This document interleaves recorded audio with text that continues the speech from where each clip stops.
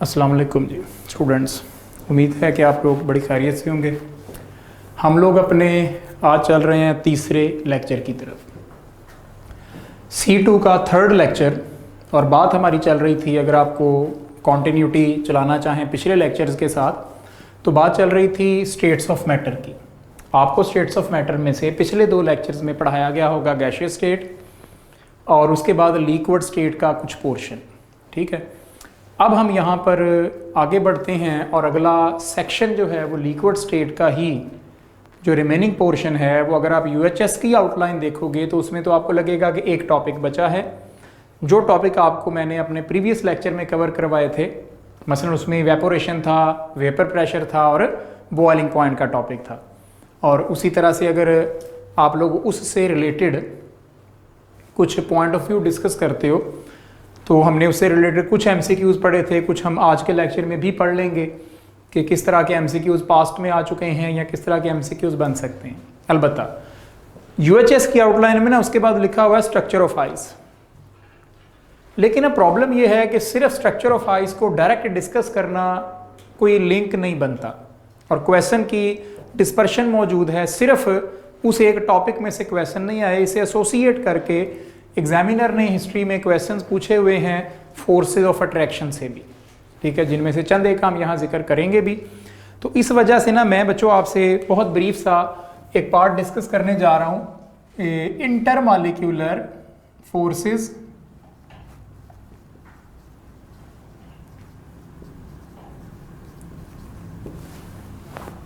तो इसलिए चूंकि इसमें से क्वेश्चन भी आए हुए हैं, इनडायरेक्ट ही हमारे सिलेबस का पार्ट बनता है, हम इसको ब्रीफली रिवाइज करके आगे बढ़ेंगे। ठीक है जी, अब इंटरमॉलिक्यूलर फोर्सेस में से हमारे पास पहली कैटेगरी, हमें पता है कि ऐसी फोर्सेस हैं जो कि बिटवीन द मॉलिक्यूल्स होती हैं और बिटवीन मॉलिक्यूल ये किसी ना किसी फैक्टर के लिए रिस्पॉन्सिबल हो सकती हैं। और वो फैक्टर क्या है? Physical properties particularly. अब फिजिकल प्रॉपर्टीज का जब हम वर्ड यूज करते हैं तो उसमें थर्मल प्रॉपर्टीज का जिक्र आ जाता है, जैसा कि melting point, boiling point, heat of vaporisation, density या इससे रिलेटेड विस्कोसिटी या अदर सरफेस टेंशन। ये जितने भी प्रॉपर्टीज है ना, ये सारी इस पे डिपेंड करती हैं लिक्विड्स के लिए। तो पहली जो फोर्स है हमारे पास उसका नाम है लंदन डिस्पर्शन फोर्स।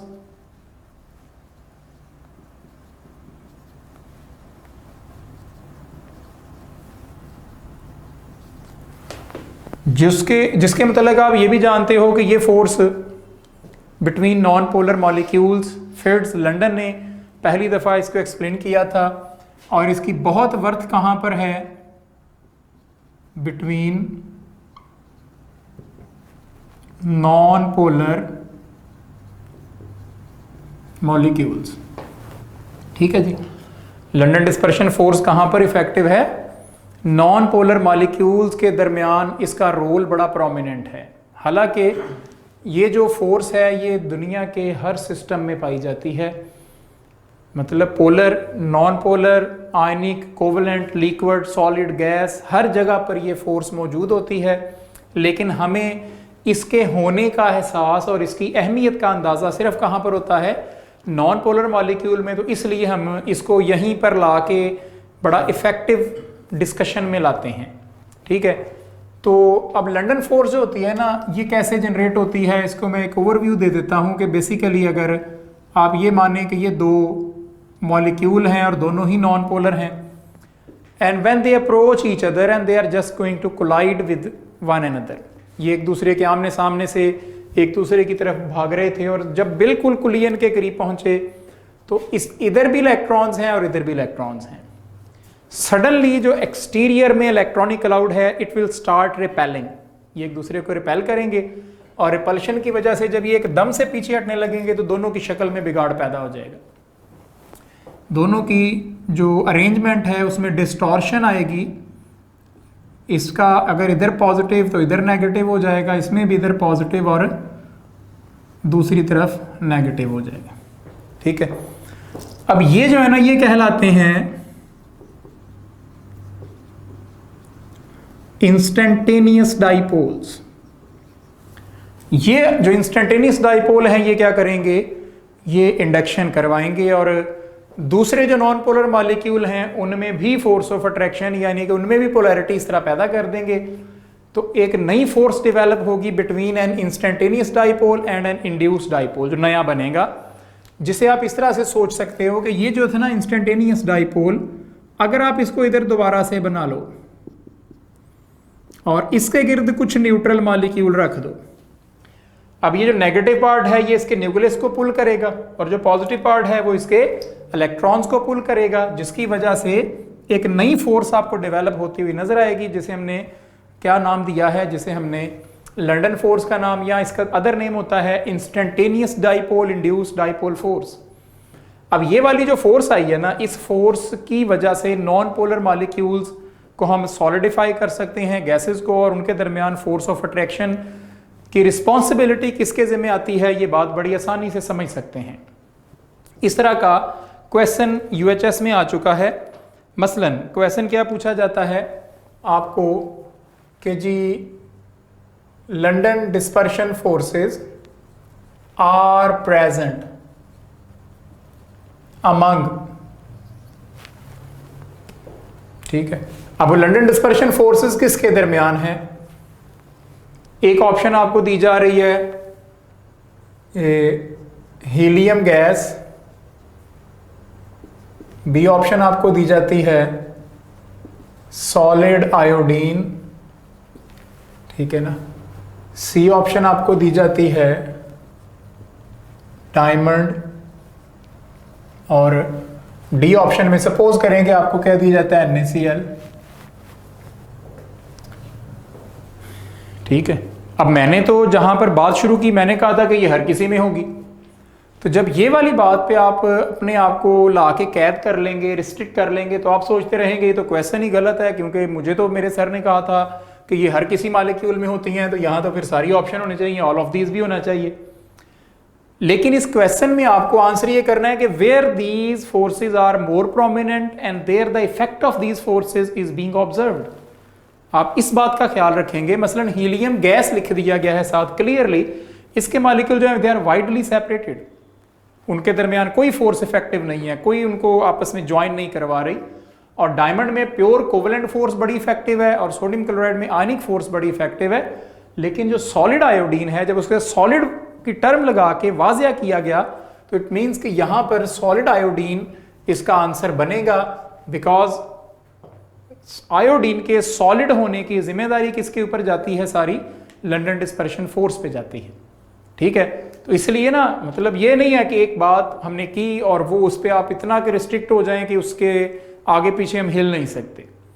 हमने ये जरूर कहा कि ये हर सिस्टम में होंगी, चाहे वो polar, non polar, ionic, covalent, लेकिन अगर ऐसी सिचुएशन पैदा हो जाए तो then you have to decide that where this force is creating more prominent effect, जहां पर इसका ज्यादा रोल है फिर हम उसकी बात किया करेंगे। फैक्टर्स कौन से हैं, क्विकली आगे आते हैं जी, कि वो कौन से फैक्टर्स हैं जो इसको अफेक्ट करेंगे, जो इस पे असरअंदाज हो रहे होंगे।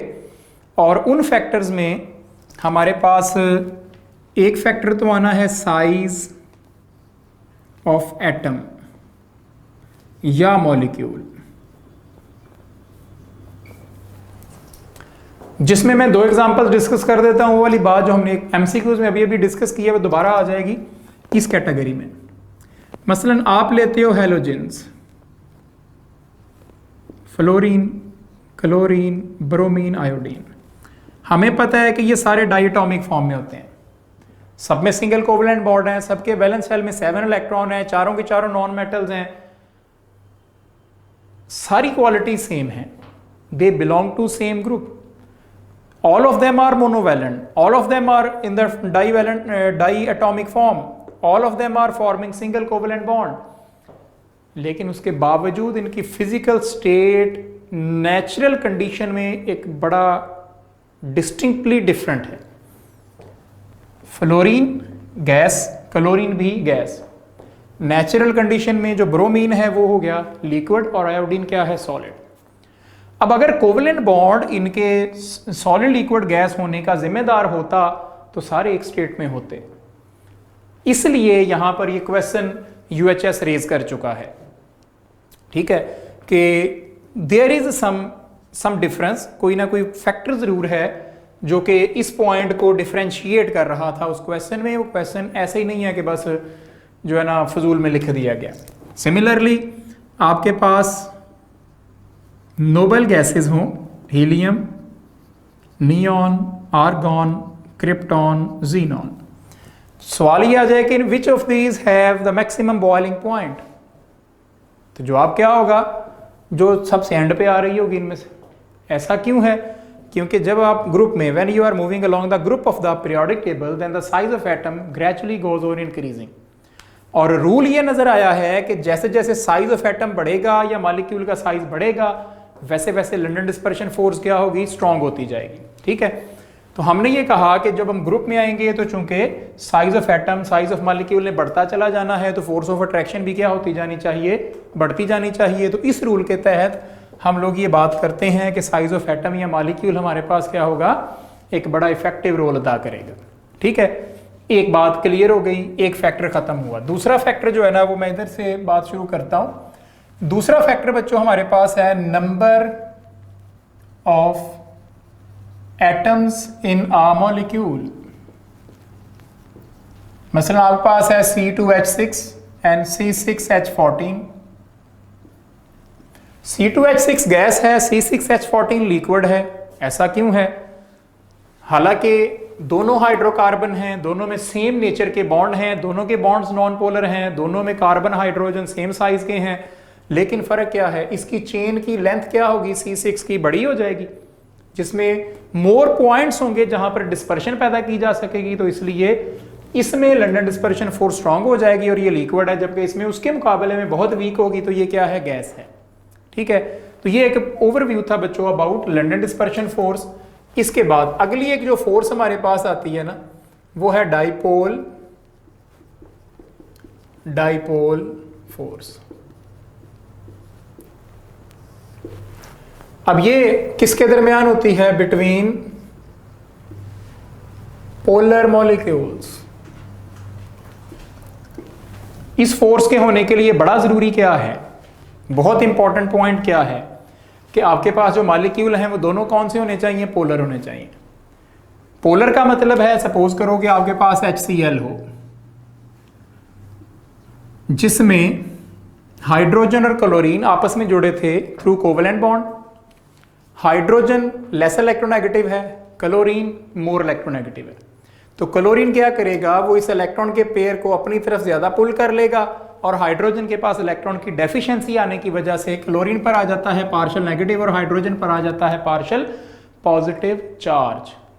तो इसी तरह से अगर हम आगे चलेंगे ना तो HCl जो है ये हो गया पार्शियल पॉजिटिव और इधर पार्शियल नेगेटिव सेंटर। अब ये एक डाइपोल है, ये दूसरा डाइपोल है, and there is force of attraction between the partial negative end of one dipole and partial positive end of other dipole, therefore it is known as dipole force. ठीक है जी। अब जैसा कि ये बात क्लियर हो रही है कि ये फोर्स तब डेवलप होनी है जब दो मॉलिक्यूल चाहे वो सेम है या डिफरेंट है but they should have polar nature. ठीक है, मतलब आप सोचें कि इसके करीब मैं आयोडीन रख देता हूँ, हाइड्रोजन रख देता हूँ, अकेली हाइड्रोजन H2, तो ये डाइपोल फोर्स नहीं डेवलप होगी। जरूरी क्या है इसके लिए कि जो दो मॉलिक्यूल ये दोनों आपस में सेम होना जरूरी नहीं है। HCl के सामने H2O भी हो सकता है, कोई अदर मॉलिक्यूल भी हो सकता है, लेकिन जरूरी क्या है कि इसके अंदर एक पार्शियल पॉजिटिव एंड हो और इसके अंदर एक पार्शियल नेगेटिव एंड हो जो कि आमने सामने आ जाएं और उनके दरमियान फोर्स ऑफ अट्रैक्शन डेवलप हो जाए। ठीक है, तो ये एक हमारे पास और ट्रेंड आता है।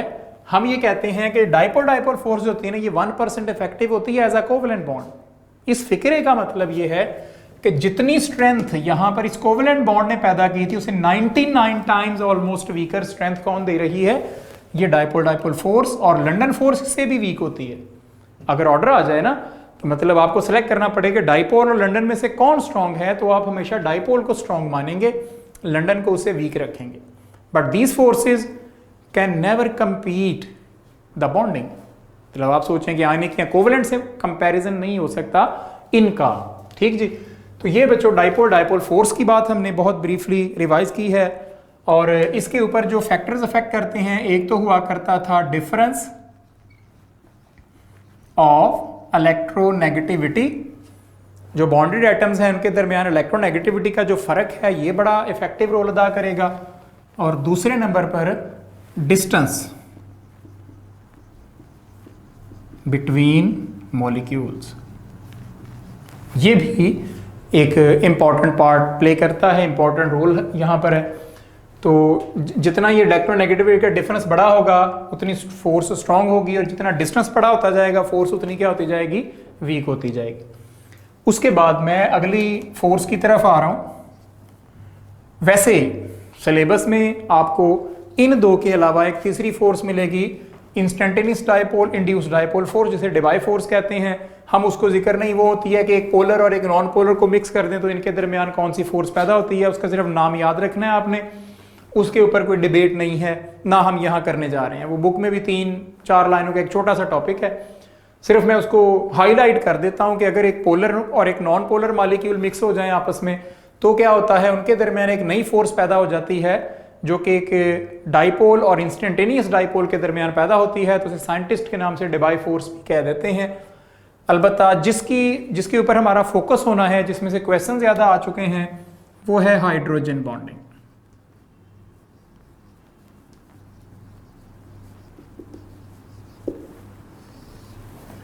और ये एक बड़ा ह्यूज किस्म का टॉपिक होता है। इस चैप्टर में, इस यूनिट में जो हम यूएचएस के मुताबिक पढ़ रहे हैं, इस टॉपिक पे कोई बहुत ज्यादा डिबेट नहीं नजर आती। सिर्फ इतना लिखा गया है कि आप इसमें से स्ट्रक्चर ऑफ आइस को डिस्कस करें। लेकिन यूएचएस में क्वेश्चन जरूर आ चुके हैं हाइड्रोजन बॉन्डिंग में से। हम थोड़ा सा जिक्र इसका आज करेंगे और बाकी रिमेनिंग पार्ट इसका हम लोग केमिकल बॉन्डिंग में भी पढ़ेंगे। ठीक है, जब वहां जाएंगे तो उस यूनिट में फिर से हमें इस टॉपिक से डील करना पड़ेगा। अब हाइड्रोजन बॉन्डिंग जो है, इसके लिए क्या होता है आपके पास के जो हाइड्रोजन है ना, ये अटैच होनी चाहिए more electronegative atom such as, कौन कौन से हैं मोर इलेक्ट्रोनेगेटिव एटम आपके पास हो सकते हैं? वो नाइट्रोजन, ऑक्सीजन एंड फ्लोरीन। जब हाइड्रोजन इनमें से किसी के साथ अटैच हो, फॉर एग्जांपल इसके साथ अटैच है तो अमोनिया हो सकती है, इसके साथ अटैच है तो H2O हो सकता है, इधर अटैच होगी तो HF हो सकता है।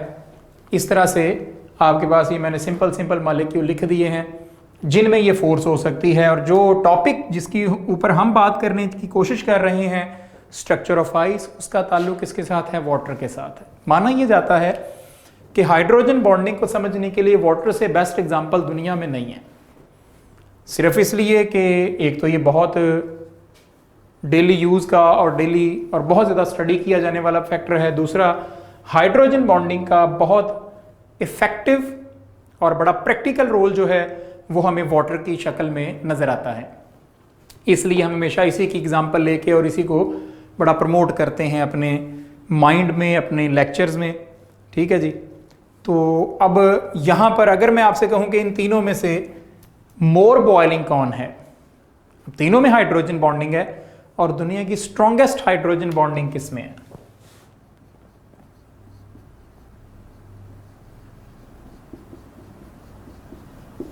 वो बच्चों होती है HF में। लेकिन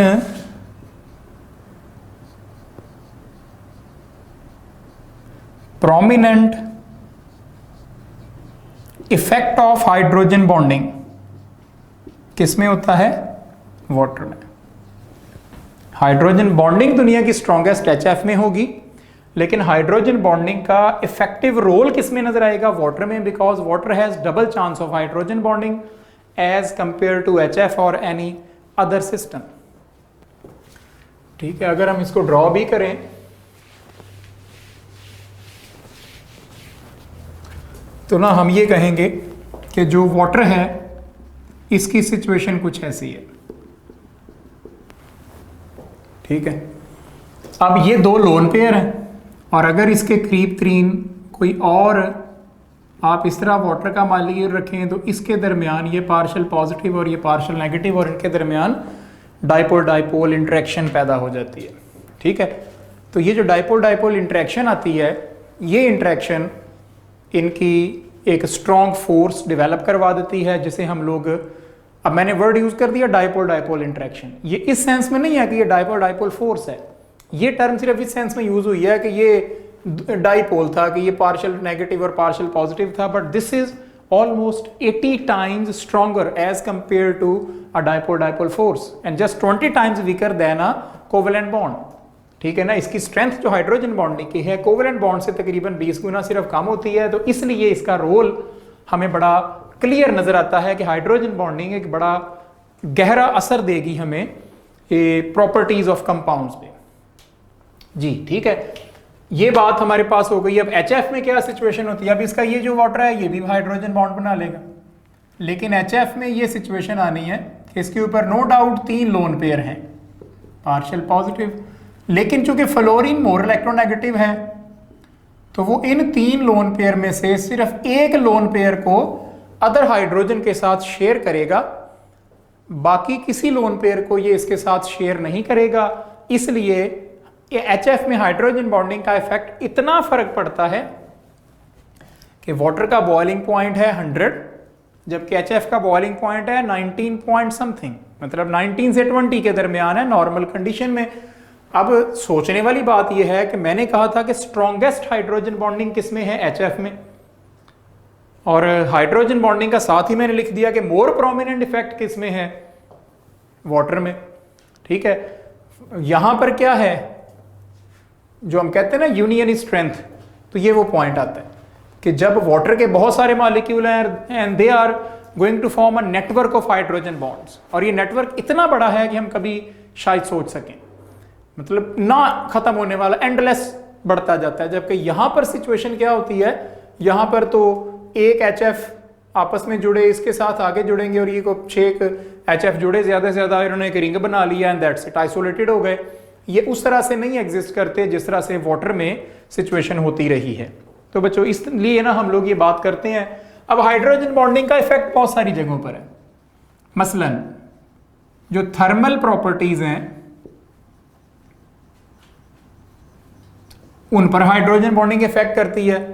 अब मैं आज के इस लेक्चर में इन थर्मल प्रॉपर्टीज को हाईलाइट नहीं करूंगा, पढ़ेंगे हम जरूर, लेकिन इन प्रॉपर्टीज को मैं हाईलाइट करूंगा जब हम लोग इसको दोबारा से पढ़ेंगे चैप्टर नंबर 6 में जाके हाइड्रोजन बॉन्डिंग के टॉपिक में एग्जैक्टली, तो वहां पर हम देखेंगे कि कैसे थर्मल प्रॉपर्टीज इफेक्ट होती हैं। फिल वक्त मैं सिर्फ उनको हाईलाइट करके आगे चला जाऊंगा कि हमारे पास ये प्रॉपर्टीज थी। फिर इसके बाद ना थर्मल प्रॉपर्टीज के बाद हमारे पास बात आती है structure of ice, solubility and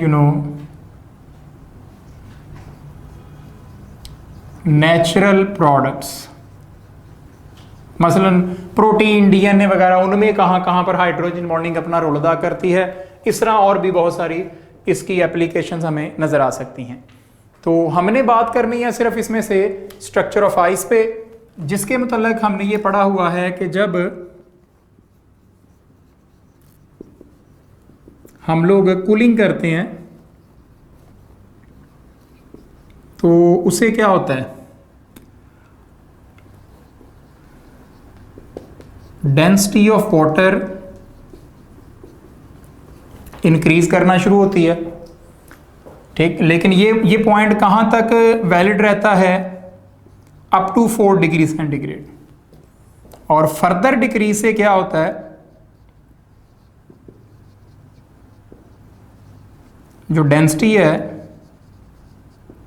वो कर जाती है डिक्रीज, और वो जो लेस डेंस वाटर होता है, कूल्ड वाटर, वो सरफेस पे आता है और सरफेस पे आके फ्रीज कर जाता है, जिसकी वजह से जो पॉन्ड्स या लेक्स वगैरह होती हैं वहां पर अंडरग्राउंड वाटर जो है वो क्या रहता है, वो इसी फॉर्म में, मतलब लिक्विड स्टेट में रह जाता है, और वो एक्वेटिक लाइफ के सर्वाइवल की वजह बनता है।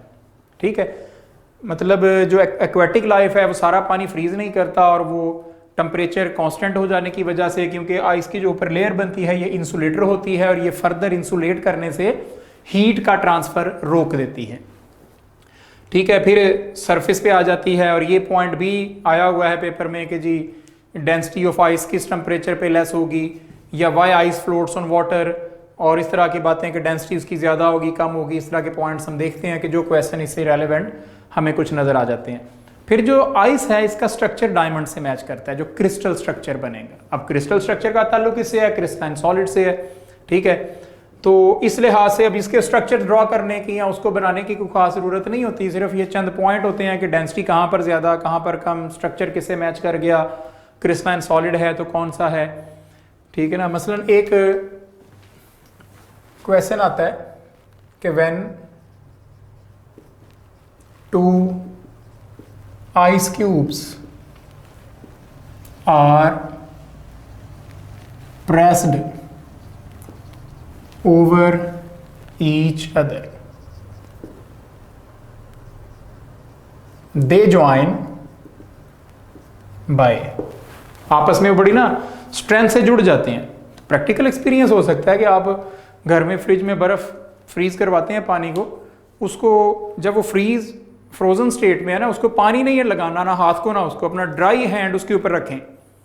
आपके हाथ की जो स्किन है वो बड़ी फोर्स के साथ उसकी सरफेस पे अटैच हो जाएगी, because there is hydrogen bonding between the surface of ice and you know your skin. तो यहाँ पर अलबत्ता उसने कहा जी 2 आइस क्यूब्स हैं, उनको अपने एक दूसरे के ऊपर रख के प्रेस किया, पानी नहीं है दरमियान, बिल्कुल ड्राई फॉर्म में है, तो वो आपस में बड़ी स्ट्रेंथ से जुड़ जाते हैं। तो उनके दरमियान क्या हो सकता है? आयनिक बॉन्ड हो सकता है,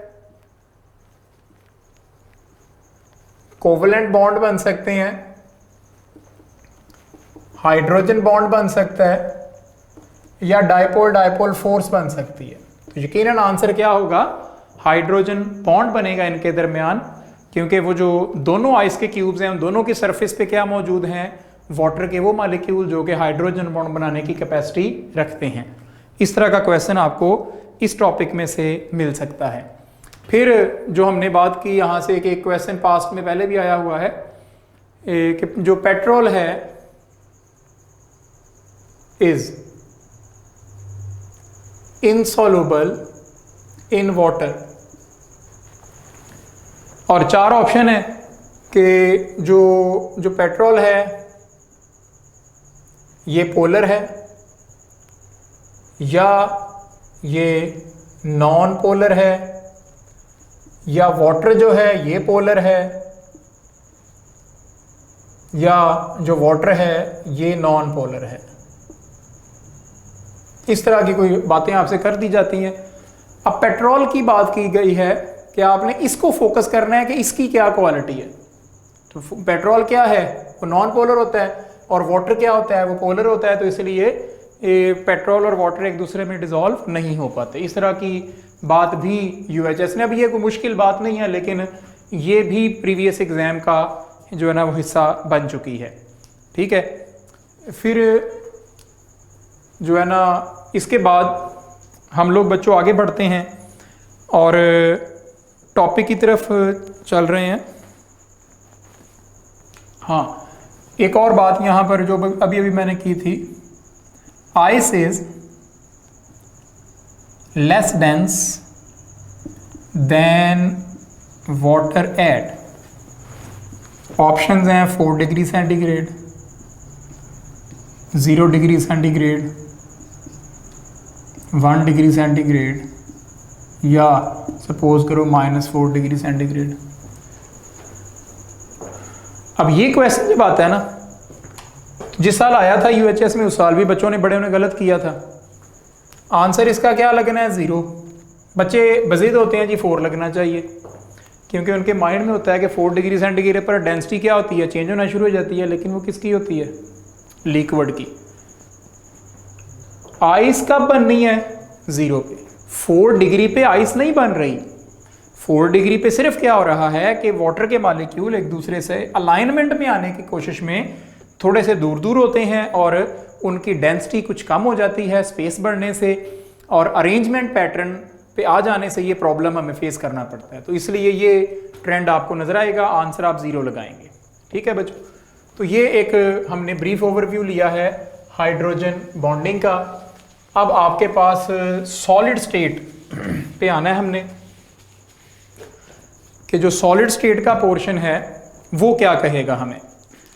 अब सॉलिड स्टेट में से आप यूएचएस के आउटलाइन को देखेंगे तो उसने सिर्फ लिखा होगा क्रिस्टलाइन सॉलिड्स, सिर्फ ये इतनी सी एक वर्ड, एक टर्म उसने लिख के प्रॉपर्टीज या फीचर्स ऑफ क्रिस्टलाइन सॉलिड्स, तो आप उसको जस्टिफाई करें। लेकिन इसमें सॉलिड का बहुत बड़ा सेक्शन हमें डील करना पड़ता है। ऐसा नहीं है कि सिर्फ आप उसकी क्रिस्टलाइन सॉलिड की एक डेफिनेशन याद कर लें या बस उसकी प्रॉपर्टीज़ को जो एक पेज है वो पढ़ लें तो आपके लिए काफ़ी होगा। ठीक है, अब हम लोग क्रिस्टलाइन सॉलिड की अगर बात करते हैं ना, तो इसमें हमें क्या क्या चीज़ें देखनी है। सबसे पहले हम उसकी प्रॉपर्टीज़ की बात करेंगे। मैं प्रॉपर्टीज़ को बहुत डिटेल में नहीं पढ़ा रहा, सिर्फ हिंट दे रहा हूं कि ये कौन सी प्रॉपर्टीज़ हैं। ये है क्रिस्टलाइन सॉलिड की प्रॉपर्टीज, जैसा कि geometrical shape, melting point, cleavage,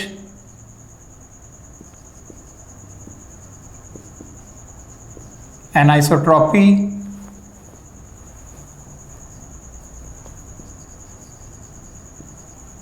symmetry, habit of crystal,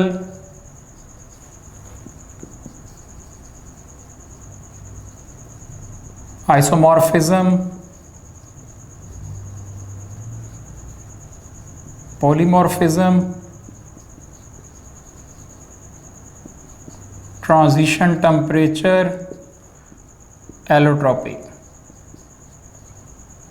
ये कुछ 10 के प्रॉपर्टीज बनती हैं। मसलन इनमें से ना एक क्वेश्चन आया हुआ है एक साल में कि graphite is conductor in one direction but poor या slash non conductor in another direction due to। ठीक है ना, ये एक ऐसी बात आई है जी कि जो ग्रेफाइट है कंडक्टर है एक डायरेक्शन में, लेकिन पुअर या नॉन कंडक्टर है दूसरी डायरेक्शन में। आप वजह बताएं। तो हम इसकी बात ये करते हैं इसके साथ रिलेट करके कि ये कौन सी प्रॉपर्टी है। This is called anisotropy. हमने पढ़ा हुआ है। अब 4 ऑप्शन में यही कुछ लिखा हुआ था कि मसलन एक ऑप्शन लिखी हुई है जी क्लीवेज है, एक ऑप्शन लिखी है, बेसिकली उसने एनाइसोट्रॉपी की डेफिनेशन पूछी हुई है आपसे। इस तरह सी और डी फ्लिप ऑप्शन आप लिख सकते हो। अब ना हमें पता है कि एनाइसोट्रॉपी डायरेक्शनल प्रॉपर्टी होती है और डायरेक्शन बदलने से ये प्रॉपर्टी बदल जाती है और इसका बिहेवियर भी चेंज हो जाता है। तो इसलिए अब ये ग्रेफाइट क्या होता है, लेयर्स के पैरेलल करंट गुजारता है, लेकिन लेयर के परपेंडिकुलर इसमें से करंट नहीं गुजर सकता क्योंकि लेयर्स के परपेंडिकुलर फ्री इलेक्ट्रॉन्स अवेलेबल नहीं होते। ठीक है, फिर एक पॉइंट आ जाता है इससे रिलेटेड ना, यहाँ से अगर हम बात करें कि जो है ना जी विच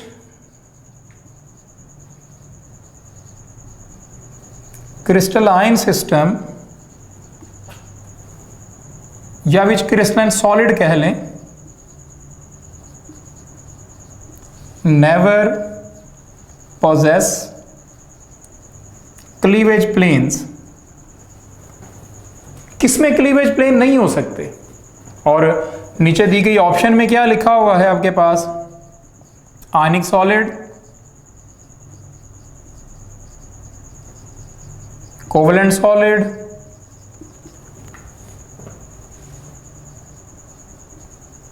metallic solid and molecular solid. और आंसर आपका क्या होगा बच्चों, मेटालिक सॉलिड। क्यों भला? क्योंकि हमने पढ़ा हुआ है कि मेटल तो मैलिएबल डक्टाइल होती हैं, उनके ऊपर आप स्ट्रेस लगाओगे डीफॉर्म हो जाएंगी लेकिन वो ब्रेक नहीं होंगी। क्लीवेज क्या होता है, किसी खास सिमत में किसी प्लेन में क्रिस्टल के टूट जाने का अमल। तो इस वजह से ये भी एक पॉइंट है जो कि पास्ट में आपको क्वेश्चन की शक्ल में नजर आ जाएगा।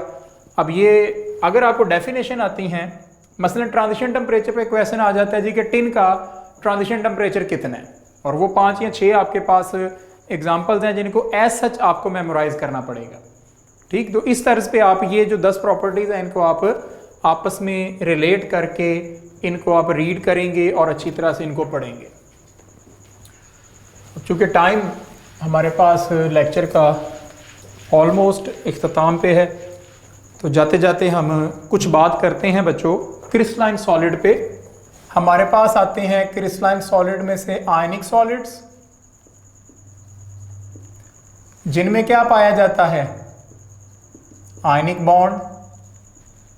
ये क्या होते हैं, नॉन कंडक्टर सॉलिड स्टेट में, लेकिन क्या हो जाते हैं कंडक्टर कब, मॉल्टन स्टेट में, या अगर इनको पिघला दें तो ये कंडक्टर हो जाते हैं, या इनके एक्वस सॉल्यूशन बना दें, बड़ी अहम प्रॉपर्टी है। ठीक है ना। फिर ये क्या होते हैं, ब्रिटल होते हैं। अभी अभी मैंने ये एक क्वेश्चन डिस्कस किया, ब्रिटल होते हैं कि ऊपर स्ट्रेस लगाया और छोटे छोटे जर्रों में बिखर जाएंगे, टूट जाएंगे। और आयनिक सॉलिड बड़े ब्रिटल होते हैं, जबकि मेटालिक सॉलिड नहीं होते। इसका मतलब है आयनिक सॉलिड में क्या पाया जाता है, क्लीवेज प्लेन्स बड़े ज़्यादा मौजूद होते हैं, जबकि मेटालिक सॉलिड में बिल्कुल भी नहीं होते। ठीक है। फिर ना एक एग्जांपल अगर आप लेते हो, और भी इसकी कुछ प्रॉपर्टीज़ हैं, मैंने कुछ मेन लिख दी हैं यहाँ पर कि जिनके ऊपर क्वेश्चन बन सकता है कि मतलब आयनिक सॉलिड हैं वो कंडक्टर किस कंडीशन में होंगे, या वो कब, 4 ऑप्शन में से लिखा जाता है कि कौन से हमेशा ही इंसुलेटर होते हैं या नॉन कंडक्टर हो सकते हैं। तो वो यकीनन कौन से होंगे, सॉलिड स्टेट में जो आयनिक सॉलिड हैं वो हमेशा ही हमने उनको नॉन कंडक्टर मानना है, लेकिन उनको मॉल्टन स्टेट में या एक्वा सोल्यूशन बना लें तो फिर वो हमेशा ही क्या होंगे, कंडक्टर होंगे। मसलन मेटालिक सॉलिड है तो वो हमेशा कंडक्टर माने जाते हैं। जो मॉलिक्यूलर सॉलिड हैं वो कंडक्टर हो भी सकते हैं, नहीं भी हो सकते। यही क्वालिटी कोवेलेंट में है। एक एग्जांपल आप लेते हो ना सोडियम क्लोराइड की, इसमें एक पॉइंट आपके पास आता था कोऑर्डिनेशन नंबर। ये क्या होता था कि एक पॉजिटिव को जितने नेगेटिव या नेगेटिव को जितने पॉजिटिव सराउंड करते हैं वो इसका कोऑर्डिनेशन नंबर कहलाता था। और जो कोऑर्डिनेशन नंबर है इसका बड़ा लिंक होता है किसके साथ, क्रिस्टलाइन ज्योमेट्री के साथ। ठीक है। कोऑर्डिनेशन नंबर का लिंक किसके साथ होता है, इसकी क्रिस्टलाइन ज्योमेट्री के साथ होता है। मसलन आप कहते हो जी कि जो सोडियम क्लोराइड और सीजियम फ्लोराइड है, they have same crystalline geometry because they have same radius ratio। ठीक है। या इसके साथ ही आप रेडियस रेशो इन्वॉल्व कर लें। अब सोडियम क्लोराइड के केस में ये क्वेश्चन यूएचएस में आ चुका है कि coordination number of sodium in NaCl is, और जो ऑप्शन है यहाँ पर 5, 6, 7 या 8 इस तरह से है। और क्या आंसर बनता है इसका, 6 आंसर है, क्योंकि एक पॉजिटिव को 6 नेगेटिव या नेगेटिव को 6 पॉजिटिव। और अगर आपके पास सीजियम क्लोराइड हो तो इसमें सीजियम का कोऑर्डिनेशन नंबर कितना आता है, 8 आता है। अब आपको कोई बड़ी लंबी चौड़ी डिस्कशंस नहीं मिलनी, सिर्फ ये 1-2 एग्जांपल्स हैं जो कि टेक्स्ट में शामिल हैं और यही आपने डील करनी होंगी। उसके बाद बच्चों हमारे पास आ जाता है, आयनिक के बाद आता है कोवेलेंट सॉलिड, जिसमें से सिर्फ एक बात मैं करूंगा आपके साथ, और वो एक बात क्या होगी कि जो कोवेलेंट सॉलिड हैं ये होते हैं जॉइंट स्ट्रक्चर रखने वाले, या ये होते हैं लेयर्ड स्ट्रक्चर वाले। ठीक है। अब ये एमसीक्यूज आ जाता है यहां से कि जी जॉइंट स्ट्रक्चर रखने वाले की एग्जांपल जिसको याद है वो आंसर कर देगा, या लेयर्ड स्ट्रक्चर की एग्जांपल्स। अब जॉइंट की मिसालें हमारे पास कौन सी हैं, diamond, silicon, carbide, aluminium, nitride. ठीक है। ये हमारे पास हैं इसकी कोवेलेंट सॉलिड में जॉइंट स्ट्रक्चर रखने वालों की कुछ एग्जांपल्स। और लेयर्ड स्ट्रक्चर में हमारे पास ग्रेफाइट आता है,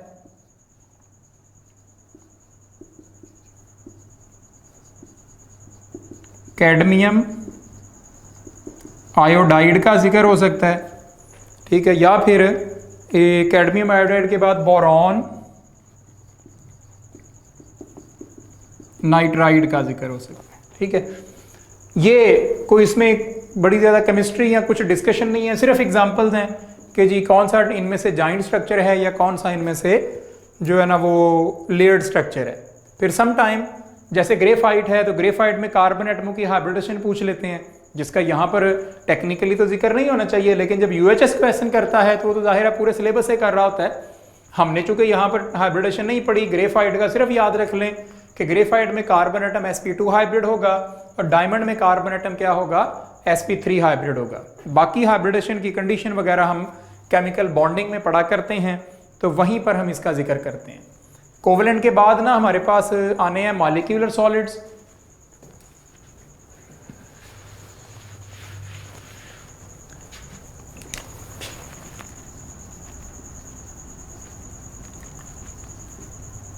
अब मॉलिक्यूलर सॉलिड्स में यकीनन क्या होता है, वीक फोर्सेस, और आज ही हमने पढ़ी लंदन डिस्पर्शन फोर्स हो सकती हैं, डायपोल डायपोल फोर्स हो सकती है और हाइड्रोजन बॉन्डिंग हो सकती है। जो इनकी वजह से सॉलिड बनेंगे उन्हें हम क्या कहा करेंगे, मॉलिक्यूलर सॉलिड्स।